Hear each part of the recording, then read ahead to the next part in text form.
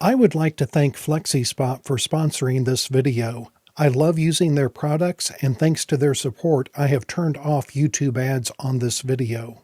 I will tell you more about them in a few minutes. Last month, I made a video about choosing the best VPN for your needs, and I will link to that video at the end of this one. VPNs prevent your internet service provider from logging the websites you visit, prevent websites from seeing your IP address, and ensure your data is encrypted between your device and the VPN. But this is just a third of what you need for online privacy and security. VPNs do not stop websites from fingerprinting your browser to track you across the internet, and VPNs do not prevent your browser from sharing data with big tech companies like Google, Microsoft, Samsung, and Apple. The other two pillars required to support online privacy are a good privacy browser, the subject of this video, and good online habits, which I will cover in a future video. There is no shortage of browsers from which to choose, and many of them claim to be privacy browsers. But how do you know if they are any good? Whether we are talking about mobile or desktop browsers, about 90% of users use a browser made by Apple, Google, Microsoft, or Samsung. For the sake of time and my sanity, I am not going to attempt to rank all of the hundreds of browsers available today. Instead, in this video, I am going to discuss what I consider to be the 5 best and 5 worst browsers from a privacy perspective and offer advice on how to pick the right one for your needs. I will also share a free online tool you can use to test any browser to see how it scores on privacy. I am Dr. John Padfield, an engineer turned state representative turned business professor, and this is Business Reform, where we discuss issues at the intersection of business, technology, and society. In addition to the hundreds of browsers from which to choose, many of those browsers have numerous settings you can change, and some have thousands of browser extensions you can download and install in them. To keep this video relatively short, I am going to focus on comparing each browser's default settings without any browser extensions. However, at the end of this video, I will suggest one browser extension you may want to consider using. To objectively compare the privacy of various browsers, we need clear criteria to score them against, and being a professor, I don't like to reinvent the wheel. So I researched a bunch of different reviews to find the most common criteria for evaluating browser privacy. I decided to use 5 criteria, including telemetry and data collection, which means, does the browser send your browsing habits and device information back to the company that created it? Another criterion I chose was whether the browser was able to stop ads, social media trackers, and cookies from following you across the internet without having to tweak settings or install extensions in your browser. This is important because platforms like Facebook embed pixels in countless websites across the internet that allow ads for something you looked at on one website to follow you to the next 10 websites you visit. And when I say countless, I mean countless. We know over 21% of the top 1 million most visited websites use metapixels. My third criterion is the ability of the browser to resist being fingerprinted by websites, and the fourth is whether your browser can hide your IP address and prevent domain name server or DNS leaks. This criterion overlaps with a VPN, so it is less critical to have this built into your browser if you are using a VPN. However, if you live in a state or country that bans VPNs, using a browser such as Tor or Brave with Tor tabs may be the smartest and safest way to bypass the VPN ban. My last criterion is whether the browser is open source and auditable, so an independent expert can examine the code for backdoors or spying features. For each of these 5 criteria, I used a scale from 0 to 5 to score each browser, so a total score of 24 or 25 would be nearly perfect, and a score of 21 to 23 would still be a very solid choice. However, a score of 10 or less would be a browser you would want to avoid if you value your privacy. Based on these criteria and scoring scale, I ranked what I consider the 5 best and 5 worst desktop and mobile browsers, and I will share that with you in just a moment. This is my 120th long-format YouTube video, but it is only my second sponsored video. I receive frequent offers for video sponsorships, but I only accept sponsorships from companies and for products I truly believe in. FlexiSpot is one of those companies. Between being a professor and a YouTube content creator, I spent a lot of time at a desk working on a computer. A medical doctor at the Mayo Clinic named James Levine is credited with coining the expression, "sitting is the new smoking." This phrase was meant to convey the seriousness of the health risk associated with a sedentary lifestyle. But getting off your chair more often throughout the day does more than reduce the risk associated with a sedentary lifestyle. Speaking from firsthand experience, it makes you feel better physically and mentally from the moment you stand up and start moving. I have and enjoy using the E7 Pro standing desk and auto-incline treadmill, but FlexiSpot makes several different models for different taste, needs, and budgets. The E7 Pro is incredibly smooth, stable, and easy to operate, and it can be programmed to adjust to different heights for different tasks, such as typing on a computer or watching a video on a computer screen. FlexiSpot is running an incredible Black Friday sale now through December 1st with prices up to 80% off. Use this link, which is included in the description of this video, and my code YTE730 to get an extra $30 off the E7 and E7 Pro standing desk. Using the criteria and scoring system described earlier, the 5 most private desktop browsers I could find were Tor, Mullvad, LibreWolf, Brave, and Ungoogled Chromium. All of them scored 21 or better, and Tor came in first place with a perfect score of 25 out of 25.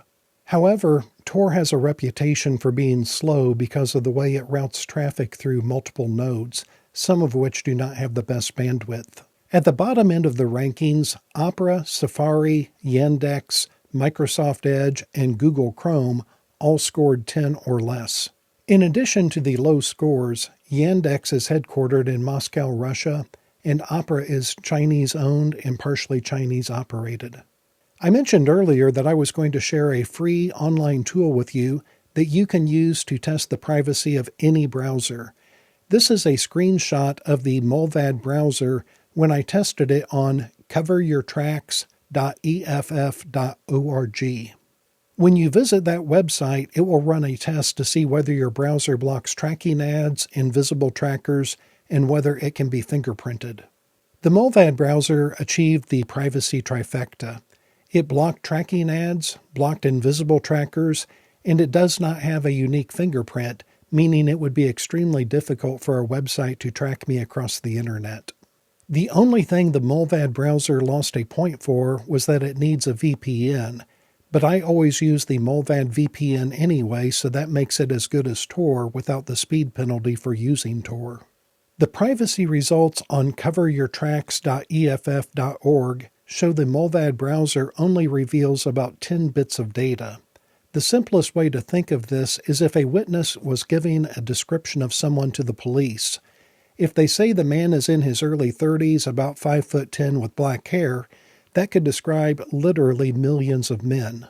However, if they add details about his weight, a unique tattoo on his left bicep, and a scar on his cheek, those additional bits of information will quickly narrow it down to one specific person. In other words, the more bits of information your browser sends to a website, the better the website can profile your device so that you want a browser that gives the minimum amount of information to function properly. I have 4 browsers on my desktop computer, and I tested each of them on coveryourtracks.eff.org. The Brave browser sent 18 bits of information to the website, but that is a little misleading because some of those bits were randomly generated, so they were useless in fingerprinting the Brave browser. However, Safari and Chrome both sent 18 bits of data to the website, and all that data was real, so both of those browsers were easy to fingerprint and track across the internet. I'm sure some of you are surprised I use Google Chrome at all because of its low privacy score. I only use it for uploading videos to YouTube or doing anything in my YouTube account. Because YouTube is a part of the Google ecosystem, it only makes sense to use Chrome when I am on YouTube, but I do not use it for anything other than YouTube. Now let's talk about the best and worst browsers for privacy on mobile devices. Unfortunately, the top 2 most private browsers, according to my criteria and scoring system, are only available on Android devices. Tor and Mull, not to be confused with Mullvad, scored 25 and 24 respectively. However, the best privacy browsers I could find for iOS are Firefox Focus, Brave, and DuckDuckGo. At the other end of the spectrum, Samsung Internet, Opera, Safari, Microsoft Edge, and Google Chrome all scored a 10 or lower, meaning they should be avoided if you care about privacy. Unfortunately, as we saw earlier, approximately 95% of mobile device users are using Safari, Chrome, or Samsung Internet. I use 5 different browsers on my iPhone. I know, old habits die hard, and I am still transitioning to the graphene-based above privacy phone that I reviewed in a previous video. Anyway, I tested each browser on my iPhone on coveryourtracks.eff.org, and both Firefox Focus and Brave achieved the privacy trifecta of blocking tracking ads, blocking invisible trackers, and protecting you from browser fingerprinting. They both shared 18 bits of information, but because they both provided some randomly generated data, they did not have unique fingerprints.